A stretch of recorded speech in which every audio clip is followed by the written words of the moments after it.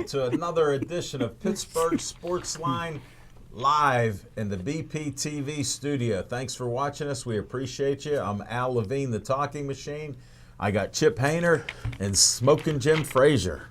Wait till you hear what's on his mind. We'll get to that in a few minutes here. But yeah, thanks for watching us on Comcast 7, only in Bethel Park. Thanks for watching us on Verizon 32 in Bethel Park and the surrounding area from Nemacolin to Cranberry, Wexford. We appreciate all that. We hit 6768 on the Facebook page. Thanks for all those likes. We had a high of 6770, so there's a little fluctuation, but thanks for watching our shows and liking our page. We appreciate that. I got a few promos tonight. Thanks to Olive Oil's Pizzeria for sponsoring our show. Nice work on the cameras by Devin Shea, showing my nice orange Pittsburgh Sportsline framing this Olive Oil's Pizzeria. He sponsors our show, and we go on location to his place in Brookline. Call 412-831-1900. A new guy, Casey, cut our pizza. Mitchell made the pizza and cut the hoagie in 6 slices, so we're all good to go. We appreciate it. Thanks again, Frank Finero, Olive Oil's Pizzeria. Then we end each show with Stay Joey Strong. Poor Joey didn't make it to his 9th birthday. It's a Joey Fabus Childhood Cancer Foundation. They're a 501c3. They donate all their money to find a cure for DIPG, the brain cancer that he had that killed him and kills many other kids in the area. It's a death sentence, and it's something they're working on. They have a 5K walk and run September 16th, 9 a.m. I'll be interviewing runners, and we'll be filming it. I should be with Rookie of the Year, Steve, so we'll cover that on September 16th, 9 a.m. So check us out. The Bethel Park Historical Society has a Schoolhouse Arts and History Center there on South Park Road and Park Avenue. They're a 501c3. They do a lot of great things in the community. Just had 5,000 windows put in the old schoolhouse, so it's looking great. They rent it out to businesses there and run different activities throughout the year. Check them out, the Bethel Park Historical Society. Next, we got a fight at the Bronson House, September 15th, 5 p.m. So it's not a late night of fights. There's 10 amateur bouts. It costs adults $20, high school and under $10. So it's reasonable. It's a great historic event.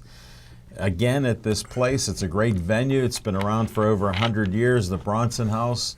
We're glad to be there. Thanks to Skeets Lewandowski of Skeets Service Station for asking us to do the fights. Smoking Jim and I will be doing the fights. Rookie of the Year, Steve, will be filming, so we'll have a great night. And they have a pizza sponsor this year, so Smoking Jim and I, we may be eating some slices of pizza there. So check that out. The Bethel Park Community Foundation is another great organization in Bethel Park. They have money for you, $100 to $5,000. Dan Duff said even if it's a great organization, you may get more than $5,000. Get an application at bpcf.org. and get an app and apply for some money for your group in Bethel Park and the good things you're doing here in Bethel. That will help you. Dave Cable likes to have a little fun at my expense. He's director of BPTV. He put my face on Uncle Sam and said, Uncle Al wants you to be on BPTV, 412-831-3304. We got a full house tonight. Devin Shea's back from serving in the military for 3 weeks. I didn't get the report on how he did it, but he looks down about 10 pounds, and he was out there for 3 weeks, so thanks, Devin Shea. We got Steve, Rookie of the Year Fisher. We got Jacob Hill, and we have a young man, Zach Taylor, helping us out. He will not be at Gateway. His mother said no, and that's ridiculous. But Smoking Jim's, as you all know and love Smoking Jim, he's an entertainer. And he likes to be entertaining about getting kids from Bethel Park, who they come here for the education in the school district, to go to Gateway and the subpar education and system that they have there. But tell them I want you for BPTV. contact us. You could be here and listen to Smoking Jim if you have young kids and they're in athletics. He'll definitely try to get you going to Gateway. Look what it did for him. If you have young kids and they're athletic and they can't spell their own name, send them to Gateway. Smoking Jim will get you a house, and we'll get that going. We also have a sponsor of our show, What's on Your Mind? Skeets Lewandowski of Skeets Service Station. Works on anything and everything that runs on gas. Give him a call, 724-348-4715. Tell him Al Levine, the talking machine, said you should get your car worked on, lawnmower, weed whacker, boat, truck, you name it, anything running on gas. Check it out, and he has a nice buffet every Monday. I won't be there this Monday with Labor Day because I'm not sure what he'll be doing. He should be closed, but check it out the next following Mondays. And that's what I have for you. Smoking Jim Frazier, I can't wait to hear what's on your mind. Thanks, Al Levine, the talking machine. And if you want the green, it's coming at you. You got to see Levine. And I tell you what, man, on Monday we should get together and crack some ribs together somewhere, brother. Are you cooking? Let's do it. I've never cooked a day of my life. Let's do it then. But, my hey. man, let's go to Jerome Bettis's. Maybe he could get a rack or two for us. You certainly know how to put it away. That's it, man. You can't cook with it. I don't trust Hines Ward's place. He got some good ribs, but anybody poison me. But, hey, I seen a pretty good movie. Black Klansman. So I recommend everybody to go. I fell asleep halfway through, but the first half. Is it called Black Klansman? I think so. Because Smoking Jim has a habit. I try not to bring this up, but the disclaimer is he brings the race card out faster than anybody else I ever met, and he's one of the nicest guys that you ever meet in the media. So we're not sure of the title of the movie. It's based on a true story, and it was good. I fell asleep halfway through. I'm going to have to go back to see the second half. You can take me as long as you're buying. But, hey, the vote comes down on Wednesday. Wednesday will be the vote for the 5th Annual City League Hall of Fame. I am the person that counts the votes, so already called some people that I'm already putting in, even though we haven't officially did the voting. But since I count the vote, the 1989 Perry State Championship. What a shocker. And like I said, T.O. changed my mind on something like that, so I put them in finally. And Dana Knapp, real good-looking girl. She's going in. I think she played some sports. She's going in. And, probably the closest she got beautiful brunette. Beautiful She's brunette. probably put on tennis shoes. And a friend of ours is Coach Pat Carmack. He's Congratulations to the legendary Langley coach. Yep. He's a true legend. It was a friend of my dad, and that's my friend, so thank you, Smoking Jim. When is this great event? When is it? November 3rd, right across from the PPG Center at the Center City Marriott. But I'm gonna do my psychic. I'm psychic. Let me see. This year, who won't go in? It'll be a close vote. But Curtis Martin will not make it. Big Cat Williams will not make it. Amongst others, they will not make it. I'll be doing counting of the votes. You are a known prejudiced and hateful man. The vote is on Thursday, but I'm already predicting they won't make it. The Jackson twins will go in before Curtis Martin, and they're not eligible for another 3 years. So. Wow. But anyhow, what's on my mind is... what is? Oh, how about a good, quick little white guy, Ryan Shazier? I love it. And boy, he got a good looking wife. No, not Shazier. I mean, Switzer. Yeah. Switzer. You're on a roll. You're mixing up the black and white here. Yeah, this one's white. Yeah, and Shazier's good looking wife, Gabby. Whew. That's she was great. a cheerleader in North Carolina, but I like the pick. But what's on my mind is the top 10. He's on his third team in 2 years. 18 months. He was all rookie team last year in 2017. 3 teams he's been on. Well, how many returns has he even had? Well, Tavon Austin got picked up by the Cowboys. Yeah. So they traded him to Oakland, and then Oakland owed the Steelers a favor, even though Even though Martavius isn't working out that well. Even though L. Davis and Art Rooney's turning over in their graves because all these trades with the Raiders and the Steelers, we traded a Hall of Famer, Martavis Bryant, to them, Excuse so they me? owed us. I didn't hear you. The most feared receiver in the league. I still don't hear you. Yeah. Something's wrong with Super my Bowl mic. MVP this year, Martavis Bryant, win or lose. Unbelievable. But here's my top 10. I'm sure we'll get into Ryan Switzer a little later. Is he related to Barry Switzer, yes, the great he is. coach? He's from Charleston, West Virginia. He beat up on Pitt when he played them. In high school, he was all-state in track, basketball, and football. He went to North guard. Carolina. I know. I heard that. You kill Pitt. So here's my top 10 dynamic duos, quarterback and receiver tandem. Number 10, B. Greg Frankhauser and Reggie Williams of Beaver Falls. Is this arena football, college football? High school oh, football. Okay. High school football. All right. Who Nope. even cares? I think we got a Bethel Park on here. Oh no, Oh, good. They're not here. Ah, Number 10, Nick, quarterback to Scott Schultz Carrick, who's also going in the Hall of Fame, even though the votes are Thursday. Congratulations, Scott Schultz. Here's one, 9B, Scott Knapp to Eric Wicks Perry. Number 9, Brady Walker to Courtney Jackson Gateway. Number 8, best dynamic duo of all time, Ronald Brown to Marcus Johnson, UPrep. That was 8B. 8, Frank Rocco to J.R. Miller, Fox Chapel. Here go one. Number 7, Lenny Williams to Claiborne, Stowe Rocks. Almost done. How about 6B, the twins? The Bender twins, Jeff and Jason Bender from North Hills. How about number 6, Rod Rutherford to Rob Butler, Perry. How about number 5, Billy Stahl to Carmen Connolly, Seton LaSalle.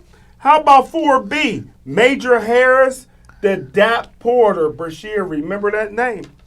How about number 4, Brett Brombar to Justin Watson, South Fayette. Number 3, Reggie Allen, black quarterback, to Julius Dawkins, Monessen.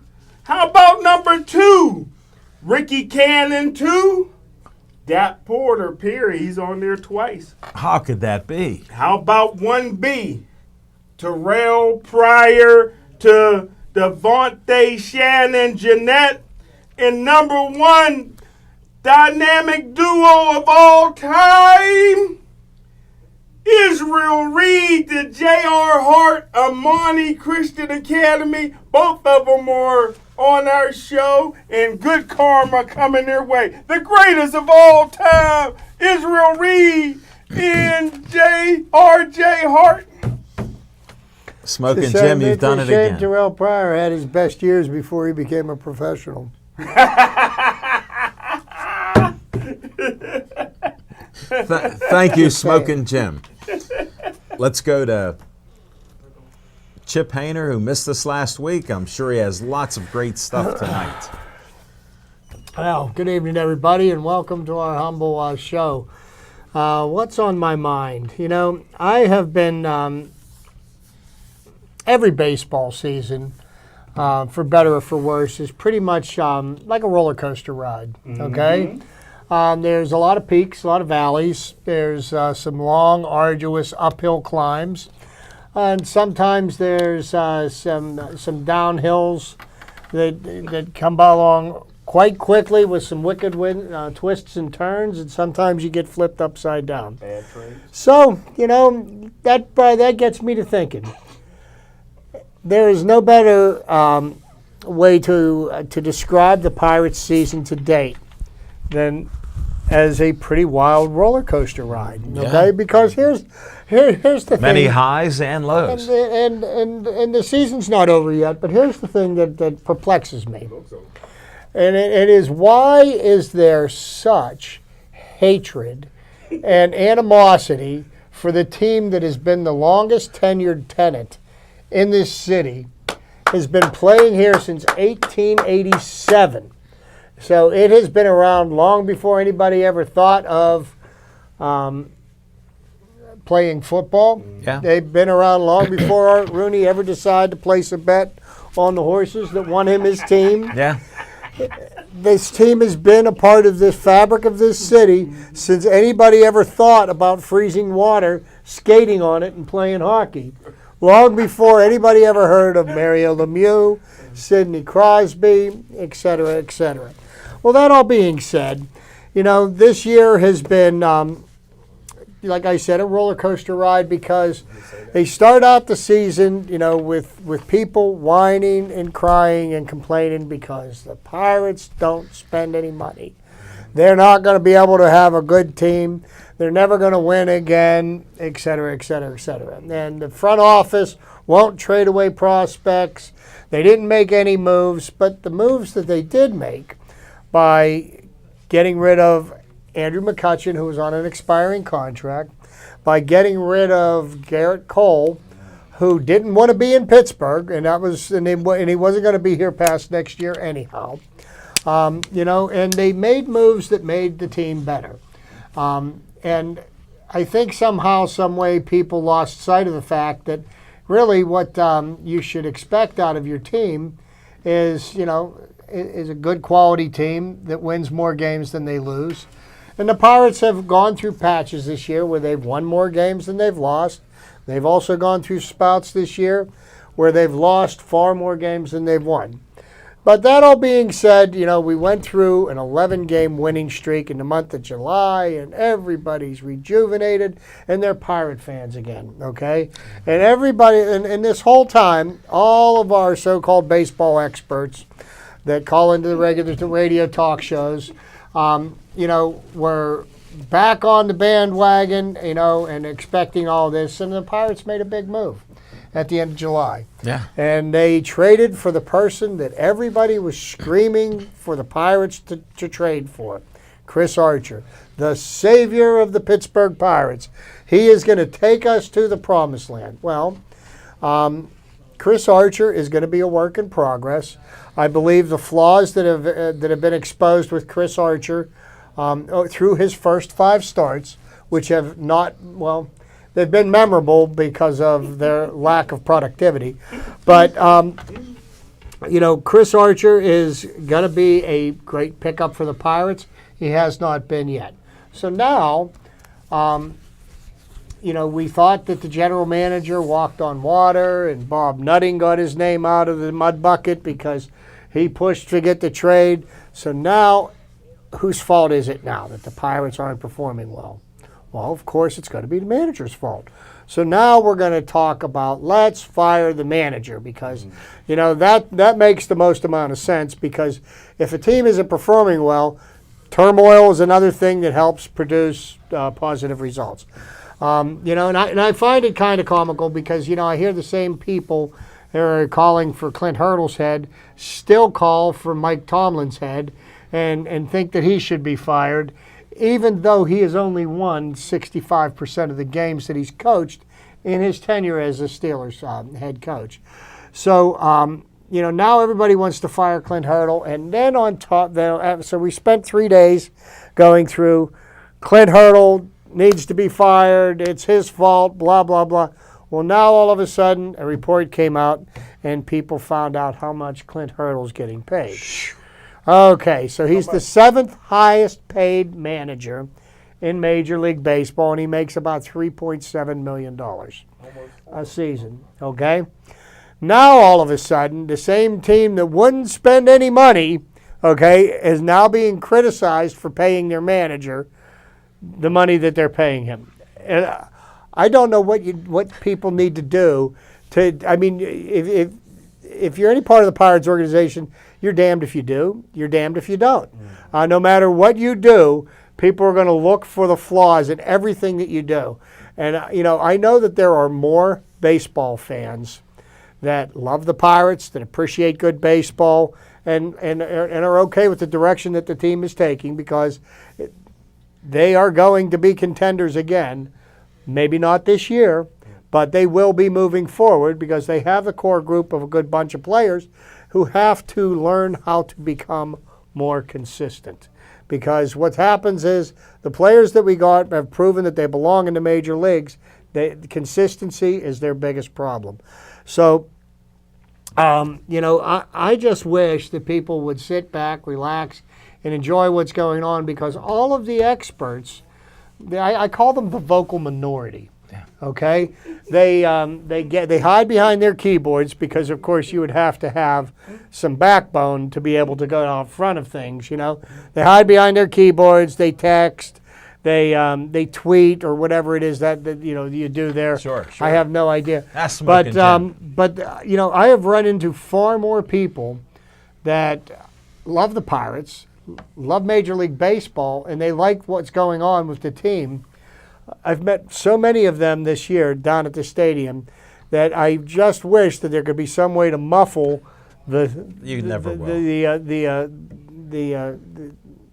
unhappy ones. But I've been very pleased. Yeah, here's my final point with this.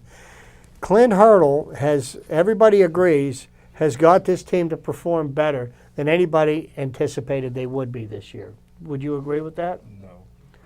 Well, because you told me they were only going to win 50 games. No, I said 76 or less. No, okay. So anyhow, so he's got a team that was slated to do nothing and got them into a position of being a contender, and that seems like a good enough reason to fire him. Sure.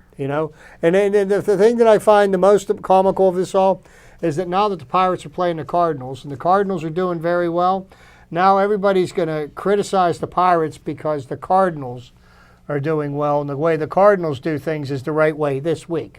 Okay, next week it'll be somebody else. But you know what? The Pirates, are a Pittsburgh institution. People need to cut them some slack, and I'm going to keep going to the games because I love the product they're putting on the field. There you now, go. Those people that you say that love baseball, could I meet a few? Because I haven't run into none. Well, yet. here's what you'd have to do. You'd have to actually show up at the stadium before I a went game to 4 games. Yeah, before a game starts, and watch all 9 innings and talk to the people.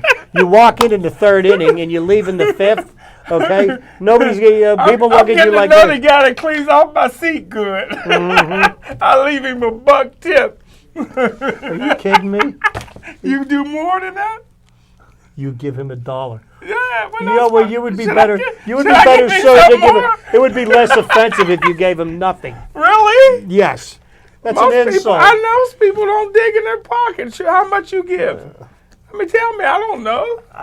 My usher, he gets $5 every time he cleans my seat. Wow. See, I didn't know. No wonder he looked at me funny. Mm-hmm. Boy, he turned it into a black Klansman. You know what I mean? And he was a white guy. And you're bragging about giving him $1. I thought that was good. I thought I did good. Let me tell you something. If I gave you $1 right now, what would you do? You'd probably drop it on the floor. I'd put it, get a Coke. Smoking Jim, you've got over $20,000 in tickets, and you could only come up with $1. I didn't know. We got to move on. Thanks, Chip. That's why Smoking Jim is just an NFL scout and a gateway promoter. Some things sort of slip through the cracks. Next time you go to the game, tell me. I'll give you $5 to give to the usher. Okay? I didn't know. I didn't know. I thought I was giving a lot. All right. Well, how come you didn't give him pennies? Because I didn't have change on me. The thought occurred to you. All right. What's on my mind is Steelers. And, of course, I'm so happy to hear the malcontent Le'Veon Bell's going to be back Labor Day. Oh, you know what, though? The tweet that he put out after that is he said, I didn't tell anybody I'm coming in on Monday. I don't care. I'm going with the rumor that Monday's coming back because he told a few players. And I can't wait to see what Le'Veon shows up. The one that's going to get a couple injuries and maybe a hamstring or a groin injury that he can't perform and maybe just take it easy because he doesn't want to get injured. But he will get paid. Well, definitely. He'll sign that contract now. That $14.5 million sounds great. And, of course, anybody that's watched football for a while knows the Steelers will try to run the wheels off this wagon. So it behooves Le'Veon Bell not to have that happen and to stay healthy and get that multi-year, multi-million-dollar contract out there. So it'll be an interesting dichotomy to see how the coaching staff operates, how the Steelers operate, and the shape that Le'Veon Bell's in. He may be in great shape, but what kind of football shape is he in? We learned last year it took 4 games for him to get into the football shape. And then they rested him a game at the end of the year. So go figure that out. James Conner to the rescue. Well, this is my point. I saw James Conner, who Smoking Jim calls him brittle, knocking people around like a bowling ball, running through people, because I figured I'm going to watch these preseason games because they're a joke. And I watched that happen. Then I see another back, Samuels? Jalen Samuels. And he actually looked pretty good, like he could run. Yeah, but take into account that he's playing against 3rd and 4th stringers that may not even put it like make this, the NFL roster. It doesn't matter because I'm not a big fan of preseason. I rarely watch a game. This was one of the rare games that I watched. So I was like, here's another shocking thing about the game. I'm a little bit off of Le'Veon right now, but there's 2 running backs that I think could replace him, no problem. Now, I'm looking at the defense, and they're as sorry as could be the week before, giving up 51 points. Now they give up 6 points. Everybody in Pittsburgh saying we have a Super Bowl contending team, where I don't know how that happened, because first of all, the offense has to prove that they're good. Smoking Jim's been telling us for 5 years, but it hasn't proven itself out, and they got rid of their offensive coordinator, so we'll see what the new guy, Randy, can do. But I'm worried about the defense and how they play ball. How can that be? We have a Super Bowl contending team until Friday morning, because we play Thursday night. Yes. I can't wait for the pendulum to swing back again. Yeah, it goes back and forth. Yeah. Just like the fans, I call them fickle fans. If we win a game, we go to the Super Bowl. If we lose a game, we'll never fire the coach and all that other stuff. I wonder if Jim has any inside influence. Crybaby Cam going to be playing this week? Who's that? Cam Newton. Oh, is that who they're playing, Carolina? Okay. He doesn't even know who they're playing. Smoking Jim is into this as deep as you can get, and he didn't know. But that's what's on my mind. We'll come back with some fiction and fact from Smoking Jim's Almanac.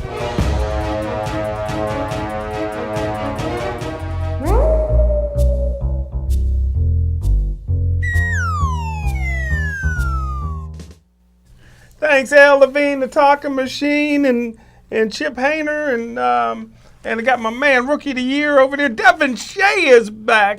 Got Jacob in the house, and Gateways in the house with Zach. Pizza Man. He got a better tan than you, Al Levine, the talking machine. They just come back from Myrtle Beach. But talk about good karma. Yes. Pittsburgh Sportsline karma. 2-time team captain back-to-back junior and senior year. Congratulations, Dennis Brigg, unanimously voted team captain at the University of Pitt. And Narduzzi said he's the most mature player he's ever met in his life. And Narduzzi been coaching for a long time. So congratulations, Pittsburgh Sportsline guest, Dennis Briggs. Yeah.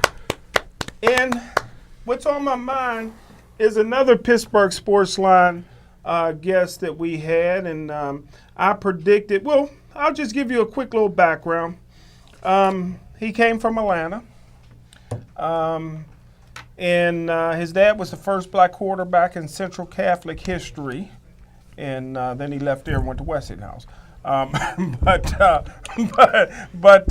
Hey, they played for Woodland Hills with Miles Sanders. Decided to transfer to Penn Hills. Then got upset with Penn Hills and wanted to transfer again, and that's when they gave me a call to pick the school. And I says, if I was you, I would send your son to Amani Christian Academy, because Plumborough's legend, R.J. Hart, best wide receiver I've seen since Larry Fitzgerald, had already transferred there. And I predicted, even though he didn't start as a junior, they already had a senior quarterback. I predicted and told every Division I coach, including Dirt Winston, that he'll break the state record and throw over 50 touchdowns, and that's Israel Reed. And you can see here he was the National Player of the Week. He went 14 of 18 for 463 yards, 8 touchdowns. He had a perfect quarterback rating, and he ran for another 128 yards and 1 touchdown. And Terry Smith from Penn State gave me a call, and they're looking at Israel Reed. The guy came out of nowhere. I compared him to Ben Roethlisberger, who didn't start until his senior year of high school because he played behind the coach's son. Israel Reed will do the same thing. Look for 50-plus touchdowns from Izzy Getting Busy, Pittsburgh Sportsline, guest alumnus, and a future Pittsburgh Sportsline Hall of Famer. Congratulations, Izzy Getting Busy. He plays for Amani Christian? Amani Christian Academy. He's the National Player of the Week. Thank you, Smokin' Jim Frazier. You're welcome. We appreciate your segment on Fiction and Fact from Smokin' Jim's Almanac, even though you were all over the place. We appreciate that.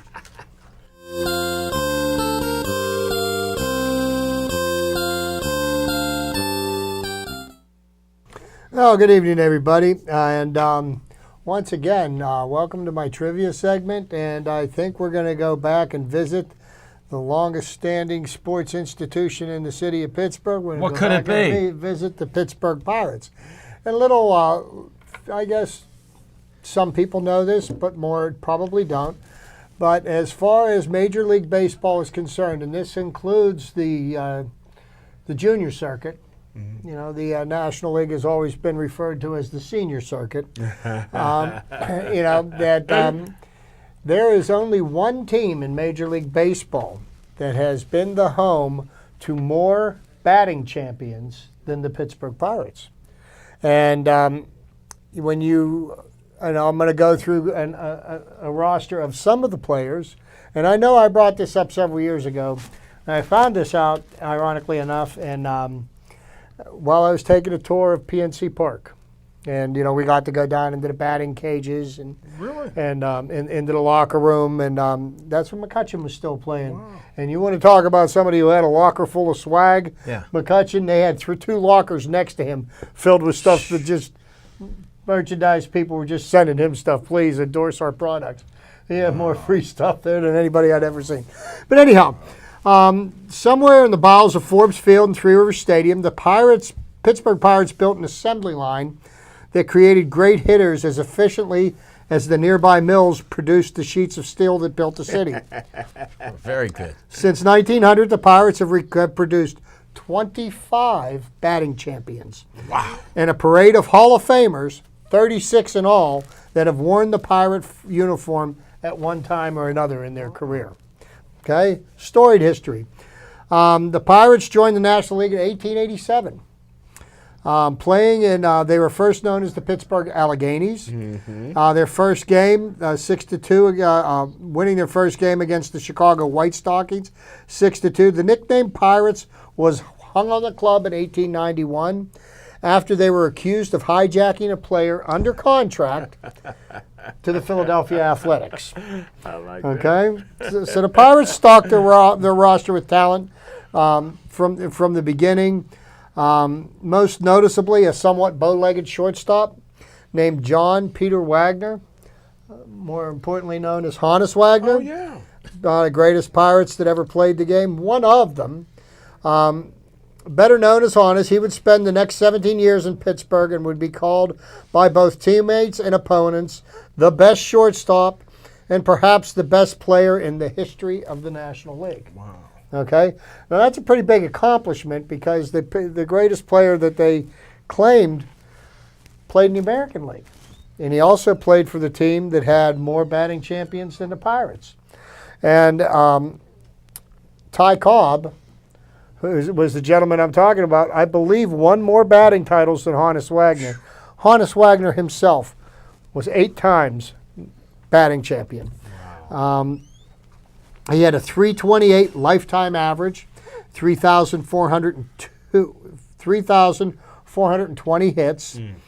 And it would be one of the original 5 inductees into baseball's Hall of Fame. The way the Pirates started the 20th century, and that was in 1900, they opened the century by winning 3 consecutive pennants. 1902 team won 103 games and finished a mind-boggling 27 games ahead of the second-place Brooklyn.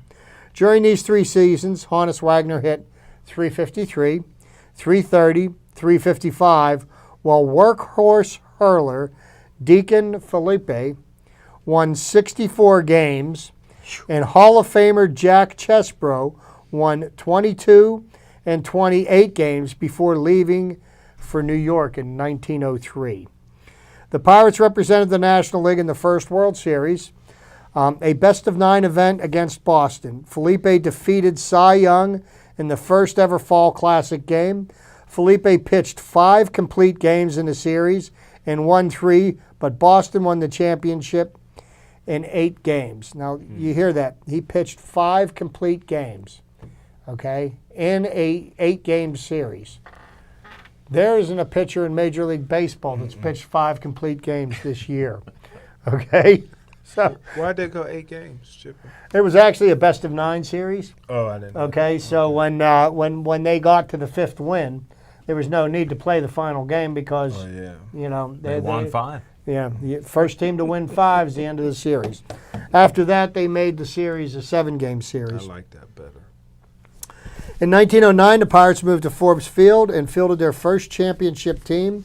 That unit won 110 games with Wagner hitting .339 and the pitching staff recording a stellar ERA of 2.07. They bested the Tigers 4-3 in a World Series billed as the showdown between each league's best player. Pittsburgh's Honus Wagner against Detroit's Ty Cobb. Wagner hit .333. Ty Cobb only .231. And nobody probably booed him. Wow. Or threatened on social media to. So, you know, there was quite a number of other famous Pirates over those years. The Pirates put their assembly line into overdrive in the early 20s and produced an impressive litany of Hall of Fame hitters. Harold Pye Traynor, lifetime average .320 during 16 years and voted the National League's greatest third baseman. Hazen Kiki Kyler, .321 average in 18 seasons. Paul Wainer, 3,152 hits, .333 average, 3 batting titles during 20 years. His brother, Little Poison, Lloyd Wainer, batting average of .316 over 19 years. Archie Vaughn, .318 was his batting average over 16 seasons. And 1 batting title, and Max Carey, 2,665 hits at .285 average in 17 seasons. So the Pirates have a long storied history of batting champions. So that brings me to the Pirates of 2018 and who could possibly be our next batting champion. I mean, we've got some players on the team that are showing some promise. Consistency is one thing. I'm going to give you a rundown over the Pirates' 25 batting champions. Honus Wagner leads the list with 8. His highest batting average for a season was in 1900, .381. Wow. Ginger Beaumont in 1902, .357. Honus Wagner in 03, 04, 06, 07, 08, 09, 1911. Followed in 1927 by Paul Wainer. And what's significant about 1927, Jim? Yankees. Pirates went to the World Series. They won the World Series in 1925. They went back to the series in 1927. They got swept by arguably the greatest team of all time, the 27 Yankees. That was Gehrig and Ruth's team. Murderers Row. Murderers Row lineup. And you call that the Junior League? The junior circuit, yes, because the National League became into existence long before they did. First, Smoking Jim. So, Paul Wainer, 1927 and 1934. And also in 1936, the lowest batting average he had winning his batting title was 362. Wow. Okay? That's some hitting. Archie Vaughan, 1935, with a 385 batting average. Debs Garms in 1940, 355. Who was their hitting coach? It didn't matter. Didn't matter. They They knew how to hit. Dick Grote, 1960, Yeah. 325. Wow. Okay, National League MVP that year. Roberto Clemente, 4 batting titles, 1961, 64, 65, and 1967, with Matty Alou sandwiched in there between him. Wow. Followed in 1977 and 1978 by the great Dave Parker, He was great. National League MVP. He was great. 1978. Bill Mad Dog Madlock in 1981, 1983. He got 2 of them. He actually won 4. He won 2 with the Madlock? Cubs. He won 2 with the Cubs. He won 2 with the Pirates. And last but not least, the Pirates' last batting champion, Freddie Sanchez in 2006. Wow. So, McCutcheon never won one. no, he never got close. Never even got close. And so, I could go on, but I do not believe we have other things to talk about sports-wise. So that's just it. They're the Pirates, the team with the most batting champions in Major League Baseball history, the Detroit Tigers. And I think that has more to do with Ty Cobb than any other player. But the reason why the Pirates are second, because of Honus Wagner. Sure. Thank you, Chip Painter. Appreciate that. I love that trivia, and you educated Smoking Jim Frazier. Yeah, for real. Thank you, sir.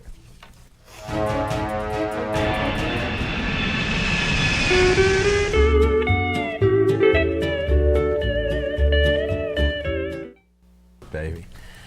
On location, September 17th, mark your calendars. We'll be at Olive Oil's Pizzeria, 7:30 to 8:30. Frank Fanera is canceling the $5 pizzas and $5 hoagies, but they will have other specials that night, so come on out.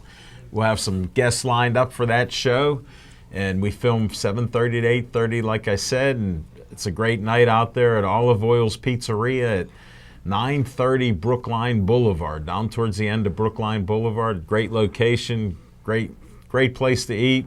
A lot of great food there, as you know, with Olive Oil's Pizzeria here in Bethel Park and 3 other locations. So check them out.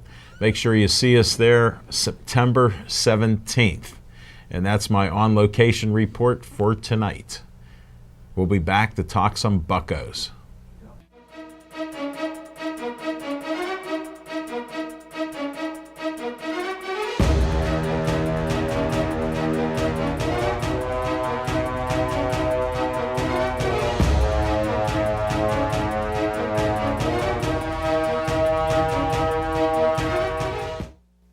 Thanks for not changing that dial. We got some Bucco talk. 64 and 67 they are, so they do have a chance to get above 500. They do have another chance to get more than 76 wins, as Smokin' Jim predicted that and bet on them. But they're having some tough times. I think they've only won 3 of the last 13 games, so they're struggling with consistency. They've played brilliant at times. They've played the best teams and won. They've played the best teams and lost. We just don't have that consistency. You got a lot of young ball players that have some talent. It's great to see. The one thing with this year's Pittsburgh Pirates, the one things that they have been consistent on, I would say at least over the last 8 to 10 weeks, is the quality starts the starting pitching staff. It goes without saying, now, yeah. Granted, Chris Archer was supposed to come back, and he was supposed to part the Monongahela River, right? And even the Allegheny, maybe. He was supposed to walk on water and all this. Here's what I believe is going on with Chris Archer. Chris Archer's been a quality pitch starter in the National League, and if you look at his stuff, he's got swing and miss stuff. He's going to make a lot of people look foolish going after his stuff. I have not studied tape, and I'm sure the coaching staff is doing that as well as Chris Archer himself. I believe that he's tipping his pitches. And I think once they figure out what he's doing wrong and can get him to get to Straighten the out, point yeah. where they can get that worked out. I think Chris Archer is going to be a good quality starter for the Pittsburgh Pirates. Is that going to happen before the end of this year? I don't know, but I think, this is one of the things that Ray Searage is great at. They're going to look at videotape of Chris Archer when he was the Doing best well, that he yeah. could be. And they're going to match that up against the way he's doing now. And I will bet any amount of money that we find out down the road here that that's exactly what the problem has been. Because I tell you what, I was watching him on Sunday, and I mean, he would throw a pitch that if you had a 2x8, you couldn't have hit it, okay? And then the next thing you know, he throws one fat down across the plate, and boom, Hard it on got, the plate, yeah. and it gets deposited in the seats. So, I think they're sitting on his fastball, and his And he is coming right over the middle with a lot of these pitches, which are taken advantage of. So I think it is just fine tuning. I think it's a flaw that can be fixed. Yeah. So Don't bet on it. what's that? Don't bet on it. You said I don't you- bet on anything, You Jim. said you would bet. You know We what? needed negative stuff from Figuratively Smoking speaking, not Jim literally, Frazier. Jim. Not If we didn't literally. get negativity on the Pirates from Smoking Jim, we wouldn't know what team we're talking about. I told But, you guys it was a we've mistake got over the Austin Meadows. we've got another month of the season, and I think That's why he's still in the minor we're going to leagues. see players like Kevin Newman and Yeah. and Kramer come up. He's going to as second baseman. Unfortunately, we're going to see less and less of Josh Harrison and Sure. Jordy Mercer. Jordy Mercer's injured. I can't play right now. Same with Josh Harrison. Josh Harrison has cleared revocable waivers. Right. Which, so that you can understand, the Pirates most major league teams put every player on their roster on revocable waivers before the August 31st trade deadline. That way, if somebody wants to lay claim to them, they revoke the waivers, and then the other team has to negotiate with them to be able to get them. Irrevocable waivers is what happens before the end of July. So, Josh Harrison cleared revocable waivers, but do I see the Pirates moving him? I don't think you could move somebody with a bad hamstring. No. And it's a lingering kind of injury that the only thing that's going to help that to heal Time.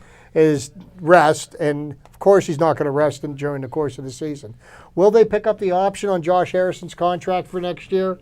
If the Pirates hold true to the form that they've had, the chances are better than likely no. Sure. Jordy Let me Mercer, Let me ask you this, Chip, while we're on that subject. Could the Pirates have traded Josh Harrison instead of Austin Meadows, in your opinion? no. No, because That's a different- Austin Meadows has more of an upside to a team that's rebuilding. Josh Harrison has already got 6-7 years under his belt in the major leagues. He's actually his best season when he batted like 315 or something like that, 317, was in 2014, and that was the one year that all of his statistics that year were significantly higher than his career statistics have been, and that's the year that got him his contract. So I don't believe that he would have, he would have been desirable to someone. I miss Austin Meadows. Well, you want to know something He's about still Austin playing in the Meadows? minors. He's still in the minor leagues. He won't be on a major league roster You could go see him. until Saturday. And you know why he won't be on a roster until Saturday? No. Because the rosters expand to 40 men from 25 on September 1st. Okay? So, Austin Meadows, I had no problem with the Pirates trading prospects for what they got back. I think Chris Archer can be a good, solid starter in their 5-man rotation. Moving forward. He got a losing career record, don't he? I don't know what his Yeah, career statistics are. losing. Under 500. Always looking for the negative. There's nothing positive about Smoking Jim Frazier, from people that beat up Gateway players to less than 500 winning records. I thought the Pirates, I know they did it for attendance. They were hurting financially. They had to do something for attendance. No, they did it for the game on the field. Did you understand that? Yeah, but Did they that needed, pass you by? but they needed, This is for the play on the field. Yeah, They but- won 11 games in a row, which Huntington challenged the team, and they superseded what he thought they would do. and you get rid So- of a great one. They forced his hand to improve the players on the field. This is what he picked. And he got rid of a great one. No, he didn't. If he were so great, he'd be playing in the majors right now. He's going to be great. Well, we You don't don't know it yet. know that. You don't know that. He's a prospect. What happened to your man He's a Frazier? prospect. You You know- lost Frazier. Dude, Frazier's playing. Wait a minute. You know, the Bash minor brothers. leagues are full of prospects. Would you agree with me? Willie Stargell and on them What- started there. Would you agree with me that Yeah, the but- minor leagues are full of prospects? Yeah. Less than 10% of the prospects in the minor leagues make it to the major leagues. I know what the Meadows do when he got a taste of the majors. He was He did was okay. knocking them out of He the had park. he had a great 3 or 4 games. I thought he should have made the All-Star game. And that's, He couldn't. Well, you go back to your Hall of Fame.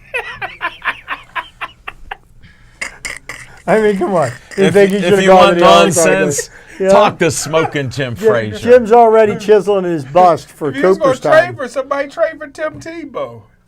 Why would they? He And was he's injured. not. He's somebody that's never going to He's make it out of injured. Double A. He was an All-Star this year. Yeah, but he's He made injured. the All-Star. He got injured. He's injured, and He's injured. if he's so good in minor leagues, why is he not playing for a team as bad as the New York Mets are? He's working his way up. All-Star game. That doesn't All-Star even make game, sense. All-Star game in Double A. So 2 you don't years have an away. answer for that. 2 He years got- away. He ain't played in how long? He's need going to him be now. he's going to be 35 years old by the time he makes the major leagues, right? Willie, what's the guy that was old that's in the Hall of Fame? Satchel Paige. No, Will played the outfielder. Let's play 2. When he went in the Hall of Fame, said let's play 2. Ernie Banks. Ernie Banks. He was 30 when he come up. No, he was Yeah. not. No, Yes, he Yes, was Ernie not. Banks was 30 when he No, come he up. wasn't. They stuck him in the He was minor a league young- because they he had was- a good. Who'd he play for? Chicago. Yeah, he was stuck. Check He it. was a young Look man. that up. I'm 2-0. I'm 2-0. I was right on Archer being under 500, and I'm right about I don't know what's his about name this. again? Banks. Ernie. He was 30 years old Let's when they play brought him 2 up. Banks. They kept him in the minor Jim, leagues. he could not have been. Yeah, No. You want to know why? good black don't He crack. played He from looked young. 1953 to 1971. So if he was 30 years old in 1953, he'd have been was in a 48. wheelchair by the time he retired in That's major or 1971. minor Major. combined. Major. They kept him there long. That's 18 years, brother. Okay, debut September 17th, age 22. 9 I was days. wrong on that. Age I was 22. wrong on it. Somebody was 30. Uh-huh. It sure wasn't him. It sure wasn't him. Folks, if you need baseball expertise, do not contact I'm Smoking 1-1 Jim. today. So, Talk to Chip Hayner about it. So now that we're getting down, we're winding it down. We have a Steeler game Thursday night. Josh Dobbs is going to start. How many quarterbacks are the Steelers going to keep on the roster I this would year? keep 4. They're going to keep 3. Dobbs is out. And I think 30 Red should be the starting middle linebacker. And they don't like him because of his red hair. There's a prejudice. I don't think that's And- it at all. and As a leave matter red of fact, hair. Ask Andy I'm Dalton. watching him, and Making tackles all over the field. I haven't been impressed with what I've seen. Making tackles all over the field. I don't believe so. I don't believe These that's two the could case. argue after the show, and they will continue to do so. I want to thank everybody for watching our show. Thanks for all the fine help we had from Jacob to Zach, to Gateway! Steve, to Devin. We appreciate it. Thanks to Dave Cable for letting us put on this show. The only live show still in Bethel Park. Thanks again for watching us, and please stay Joey strong.